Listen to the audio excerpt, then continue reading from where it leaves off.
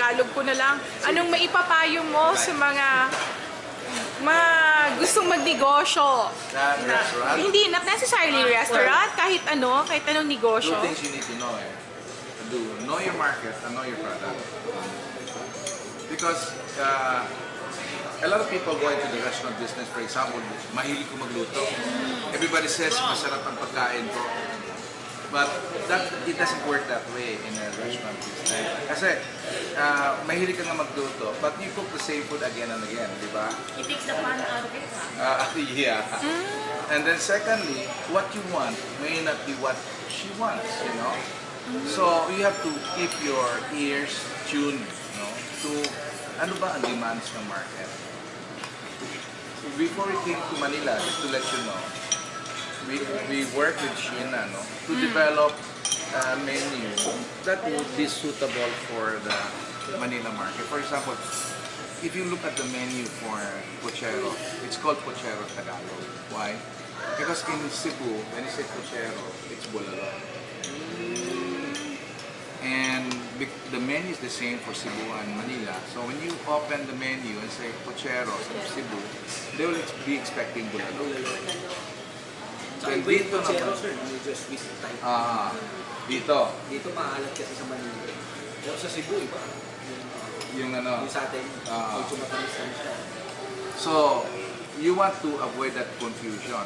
So, and also for people to, Bicol Express namin sa Cebu is like gising-gising. So we redeveloped it to make it more authentic. Kasi pag dito, Bicol Express, pagdating, hindi Bicol Express to, gising-gising to ganon eh. So, then Tokpat Baboy, we develop it into, to be more visually appealing. So, hindi lang, because we don't believe also that bringing the brand from Cebu to Manila, just because we are popular in Cebu, would make it work here. Hindi, how many provincial-based restaurants na nagbukas dito? Walang nagkuhan. Big piece. Big piece is Cagayan de Oro. Hindi rin because it's a question of committing yourself. If you want to open in Manila, make sure your commissary is here. Na-interview ko yun sa CDO. Wala na. And be sure that you have enough financial,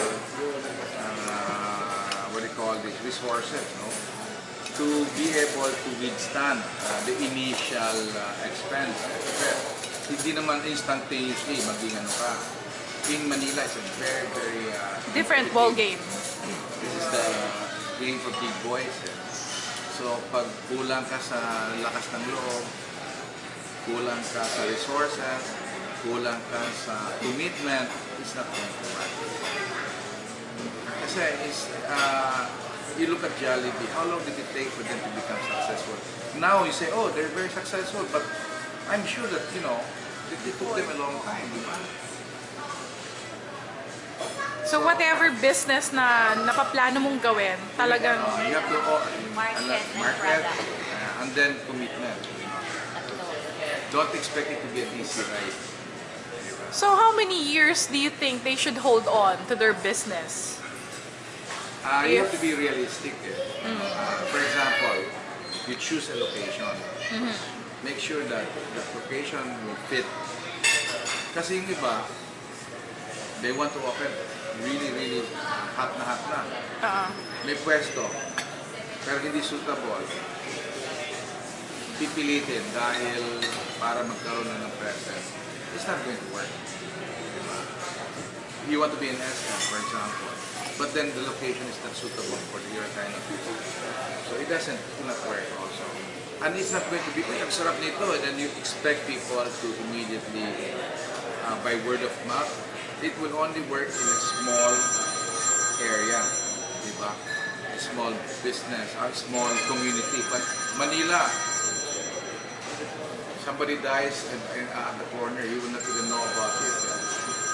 But sa probinsya, kahit na 3 kilometers away, may nasagasaan, alam mo na. Totoo. What do you do if, for example, you have the same product or you're offering the same food or same type of restaurant, for example. Side by Tapos, side? side by side, ganun. It happened to us the other day.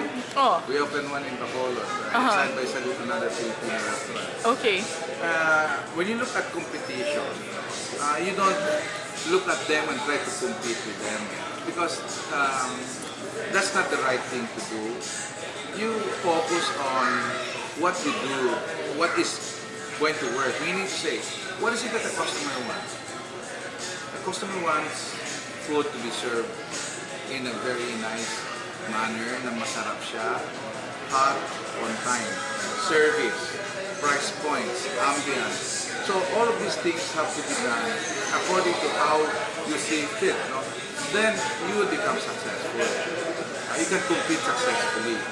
But if you don't do that, let's say for example, ang katabi mo, Filipino restaurant din, masarap siya, and then mas mura siya, mas maganda yung service niya, there's no way you can beat him, no matter what you do, di ba? So it's a question of really focusing on what you should be doing, rather than trying to, somebody opens a restaurant next door, I'll reduce my price immediately. Cutthroat Is it going to work? competition. I don't know, because what if your food is not really good? And then he opens, mas superior ng pagkain. So just by reducing your price, it will not make the customers move to your place, di ba? So, competition para sa akin is not something. At the end of the day, ilan ba ang seating capacity ng isang restaurant? 100? Let's say you open a restaurant in Bacolod. It's a city of 300,000 people. You're sitting only 100 people. In the overall scheme of things, what is 100 to 300,000?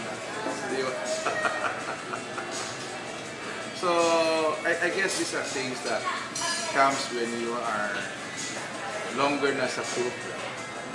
Tumutubo na yung ngipin natin. Yung Bacolod user SMK. Yes. I know that you rejected the North EDSA Hindi location. naman reject. We feel that baka magalit si North. Ay, hindi. I-off ko na.